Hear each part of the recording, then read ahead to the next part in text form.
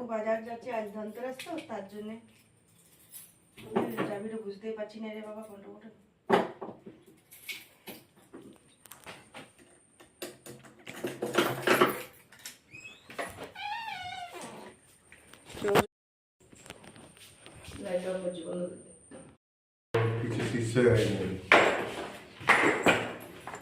দরজা বন্ধ করানো হয়ে গেছে। এই যে এবার আমরা যাচ্ছি বাজার। এখানে লাইট কম আছে না, তার জন্য অন্ধকার টাইপের লাগছে দেখতে।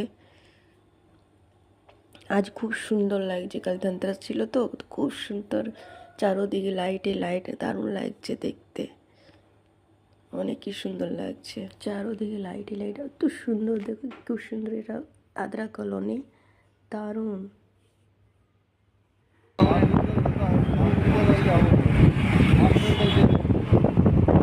আমরা চলে আসি রঘুনাথপুর বাজার, অনেক ভিড়।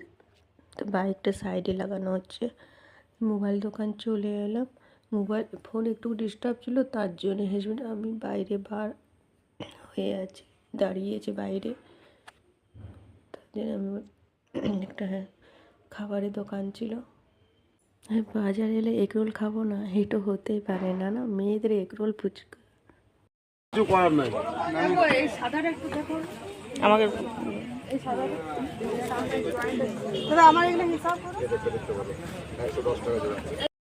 ও পুজোর দোকান ঢুকলাম, এখন গণেশ লক্ষ্মীর মূর্তি নিলাম। এটারে দাদা হিসাব করছে কি আমার কত হয়েছে। সে দাদাকে বললাম হিসাব করে দাও কত হয়েছে, সেটা হিসাব করানো হচ্ছে ধনতেরাসের জন্যে। সোনার দোকান চলে এলাম, শাশুড়ি মা সোনার চেন কিনছে ধনতেরাসের জন্য, ছেলেকে দিবে, তার জন্যে সে সোনার চেন। আমার তিন